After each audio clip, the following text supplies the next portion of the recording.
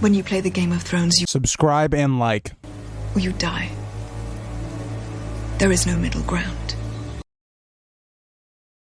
All right, hello YouTube. Welcome back to the GreaseGoblin YouTube channel. Today's video, we are going to be doing part 11 of our Robert's Rebellion series, and we are getting very close to the end of the series. This will not be the last video. The last video will be in the next one as we do the assault on Dragonstone and kind of wrapping up where all of our plots kind of conclude with Robert on the throne and also the Dornish maybe rebellion that was maybe forming up but didn't really go anywhere for now. But this is probably one of the most important episodes of the entire series, as it has a lot to do with the current series. There's going to be a lot of different disagreements on the way the Tower of Joy goes down, and so I'm going to go with my own version. I'll try to maybe, note at some of the other theories, but it's hard to do that when I have my own kind of ideas of what I believe happened here. So if you have different ideas on what happened at the Tower of Joy than me, put them in the comments. I'd love to hear your guys' thoughts. I think this is a very interesting event and one of the biggest reasons as to why we haven't seen a Robert's Rebellion show. But yeah, before we get further into the video though, I did want to take a moment to thank all of my Patreons and members for supporting me on this channel. If you do want to become one, you do get videos early, and starting this week, I will be doing some House of the Dragon preview videos that are only exclusive to those members. As well as a lot of my just episode reviews will be for those people specifically. Streams and stuff, I'll still be covering the episodes, but just actual condensed videos will be for either YouTube members or Patreon. So let's get into the actual video. So we kind of have to take some of the trash out before we get to kind of the big part of this chapter, or the big part of this chapter of Robert's Rebellion.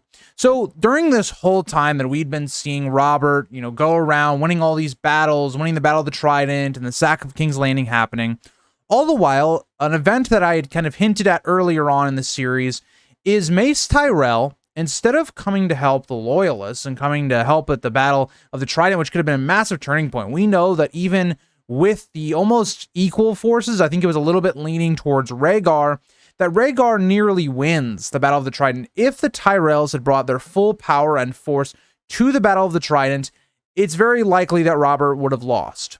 And so you look at this and you go, okay, the Tyrell force is kind of sitting out the war, and so they have been sieging Storm's End with Stannis in charge. Now, we know a lot of what happens here through many different POVs, whether that's Davos, Stannis, even Cresson. And we know what ends up happening is Stannis and his men, they are basically starving. They're running out of food. They're not being resupplied. Nobody's coming to relieve them, which you can't, right? You can't blame Robert here. They didn't have an army that they could spare to go relieve the siege. They needed to take the throne as soon as possible, and then you could relieve that siege. And also, I think if you're thinking about this from a logical point of view, I think if you're Robert, or if you're Ned, if you're Jon Arryn, you're assuming that once the Tyrells realize what's going on, where their army is needed, it'll kind of de-stress that area, right? So in terms of the Battle of the Trident, I think it would have been logical to expect the Tyrells to start moving their forces north instead of just sieging Storm's End, or even reinforcing King's Landing. Neither of those things ends up happening. And so we see Stannis and his garrison are in very heavy conditions. They're having to start eating, animals that they don't want to eat. They're almost driven to probably cannibalism, something we end up seeing plaguing Stannis' camp even in the normal story, with them camping outside of Winterfell as conditions are going really badly. And so what ends up kind of occurring is Davos is the one that ends up coming to save the day. He's able to smuggle them in onions and things. And this does, we'll not really talk about it too much in this video because it doesn't have too much of a big effect on Robert's Rebellion in terms of the stuff that happens to Davos afterward. But this does get him into a better position for life, even though he does get some punishment. But this supplying is able to keep Stannis' garrison from surrendering and having to give up the castle. And so what ends up happening is Ned bringing his forces south, make it to Storm's End to relieve the castle. Now, again, I think the Tyrells don't really see any reason to fight here, right? Aerys has been killed. It doesn't really make sense for them to fight. And it's going to be interesting because it directly parallels something we're going to see at the Tower of Joy. Why do the Kingsguard fight Ned and his forces, while here the Tyrells realize there's no real point here and they just bend the knee? For one, the Tyrells we see is they don't do a lot of that dirty work of going into war and fighting, right? They tend to avoid that type of stuff. And so when you see that the war is kind of already won, it makes sense to just bend the knee here and just give it up.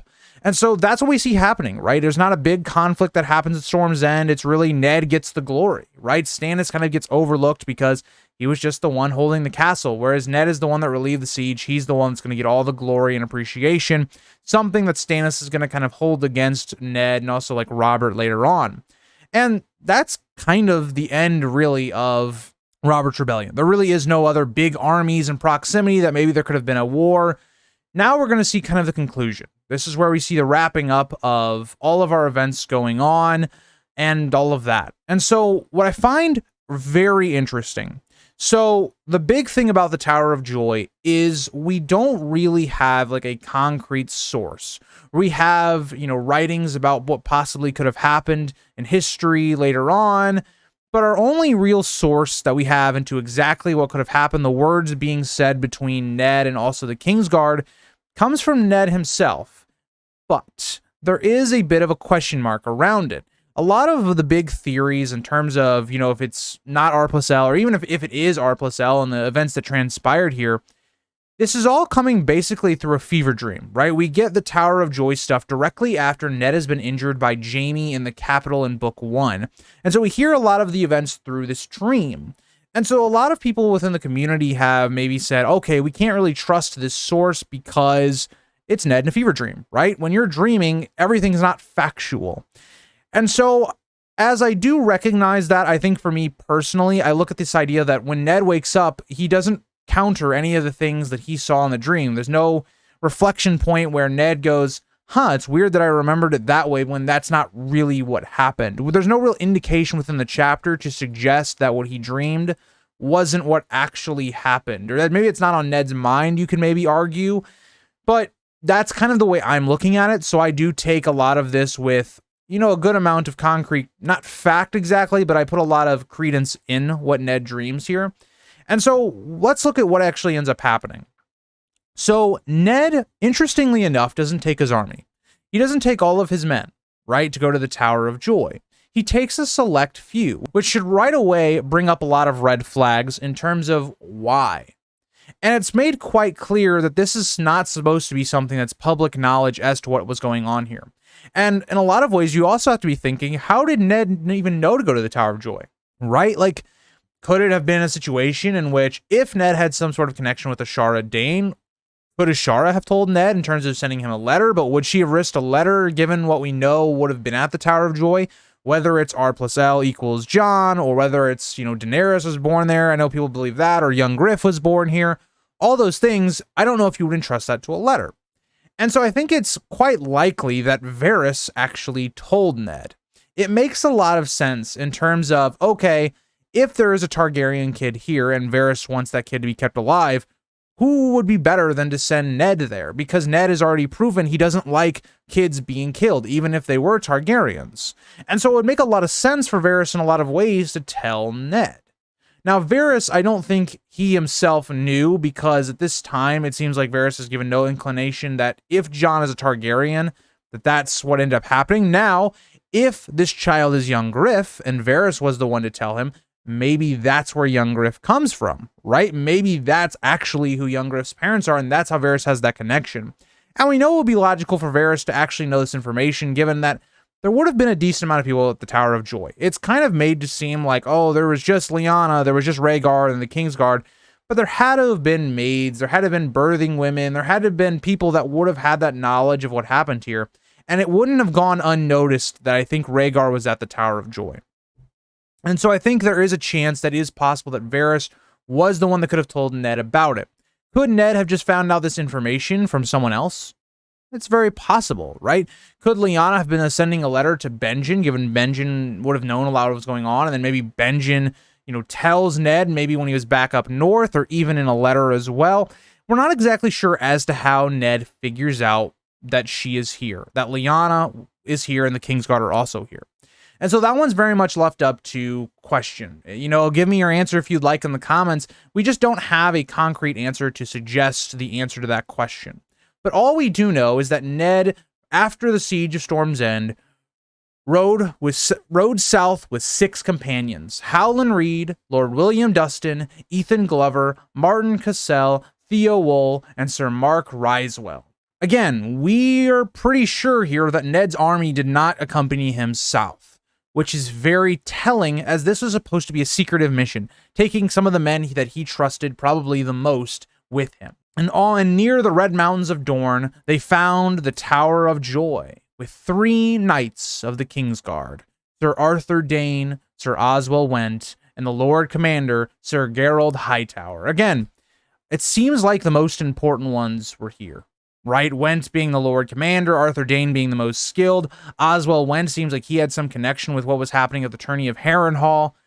All of these men seem to be the most trusted of Rhaegar Targaryen. Now, why would they still be here given all the things going on? Well, it was said that Rhaegar commanded them to stay here and protect Lyanna. And you got to be thinking about this from the Kingsguard perspective, right? They were given an order by their prince to let basically no one, hurt his son or Lyanna. And you got to also remember is that these Kingsguard don't know what we know, right? We know that Ned would never hurt a child, right? That's not in his morality. He would never kill a child no matter what, right? Even think about the normal Game of Thrones story when it was beneficial to do so, or think about the Targaryen children and the way that completely breaks Robert and Ned's relationship at this time. He wouldn't hurt a kid, but they don't know that within the story, right? All they know is that Ned is really good friends with Robert. We know that they would probably know that Rhaenys and Aegon were killed.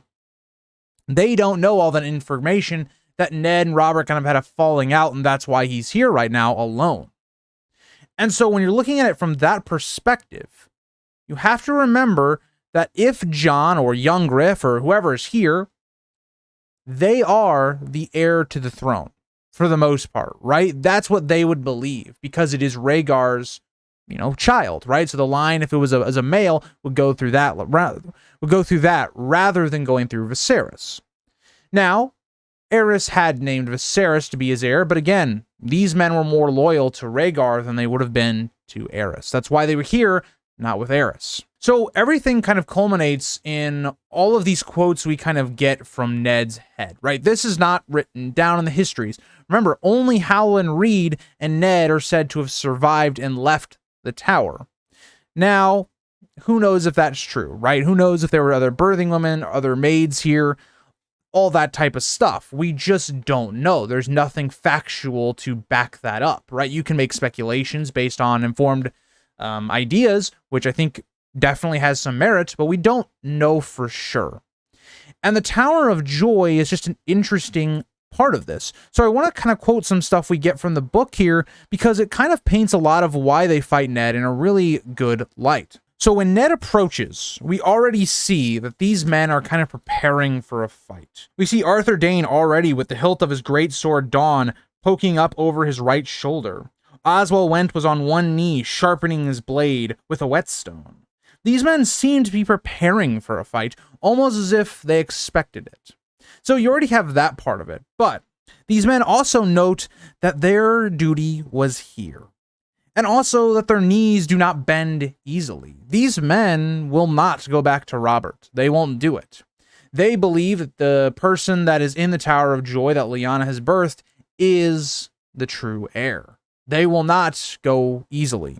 But something else that's noted here is that Sir Gerald points out that the Kingsguard does not flee, and Arthur Dayne notes then or now as he dons his helm, and Sir Gerald says he swore a vow. So what does that tell you right away? And I think, there are some people in the community that suggest maybe these characters all lived. But the way I look at this is what they just said right then and there, they don't flee. And so in this memory, Ned doesn't think of anything, or even after this memory, to suggest that this fight ended in a way that they didn't die. So we have this fight, and I think it's, one, they are protecting the heir to the throne in their eyes. Two, they don't know Ned's motivations and what he's going to be doing. They just don't know, what he is up to. And three, you're put in a situation in which Ned needs to resolve this conflict. So you're kind of met with this situation where you have all of these men fighting. Now, we don't know any specifics of what happens in this fight. All we know is that Howland and Ned survive. We could go off of what the show did, and the show has it to where Ned's men are able to defeat the Kingsguard, but it comes down to a 1v1 with Ned and Arthur Dayne, in which Ned is nearly killed, but Howland Reed saves the day by stabbing Arthur Dayne in the back. And I really do like this ending for the character of Arthur Dayne. It's a very bittersweet and terrible end to Arthur Dayne. Arthur Dayne is kind of one of those like stereotypical knights who has a magical sword, but his ending is very dishonorable. He's stabbed in the back. It kind of goes about how this world is. This world is not about the songs and the great knights. It's about real people fighting for survival. And that's all we know, right? We can go off of what maybe the show did, but that's not canon. We don't know exactly what happened. Maybe that's what George planned. Maybe it's not.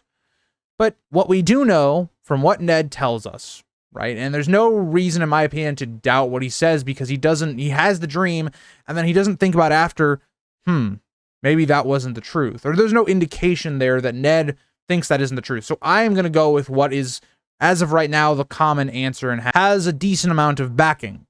So the Kingsguard are dealt with, and Howland Reed and Ned survive. They go up into this tower, and what do they find? They find that Lyanna is dead. Ned thinks about quite a few times the blood and her dying and her asking him to promise her something. We don't know what the promise is, but it seems to be over some child. Is this Jon? Is this young Griff? Who knows? I would say it's Jon Snow, the character that we see that's one of our main protagonists within the story. He is born here at the Tower of Joy to Lyanna and Rhaegar. And Lyanna asks Ned to promise her to protect him. And it wraps into the story really well because Ned comes back with a baby. Now, it is the common story is that this was a child of a whore or of Ashara Dayne or some other woman, maybe Wylla. But does it make more sense here that Ned had to, just like he did in Book 1, give up his honor for the betterment of his family and children? In Game of Thrones, he's protecting Sansa, but here he could be protecting Jon and also Lyanna's line. It would make sense given what we just saw with Robert's actions at King's Landing. Fine with Targaryen children being killed, so Ned had to protect him. Or was it something else? Was it that at the Tower of Joy, he finds young Griff, this character born from Lyanna and Rhaegar, but he couldn't possibly bring him back. And so maybe there was some sort of baby swap type situation in which young Griff went with Varys, and that's the character that we see in the normal story in the book. And maybe the baby that Ned brings back is actually from Ashara. Maybe that's possible. Ashara does kill herself very quickly after Ned comes to bring back the Sword of Dawn, because that's what we see next. The Sword Dawn, Arthur Dayne's sword, is brought back to Starfall to the Daynes. And this would be the last meeting between Ashara and Ned. And it does seem like there was something there, but we're not sure how far that actually went. And all we know is that Ashara Dayne dies very quickly after this time. Was it that Ashara Dayne maybe knew what was going on at the Tower of Joy, and maybe she was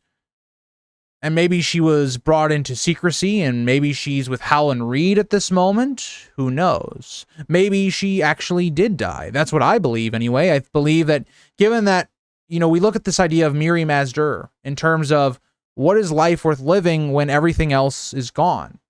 Ashara Dayne has lost all of her closest friends, her brother, and most of her companions.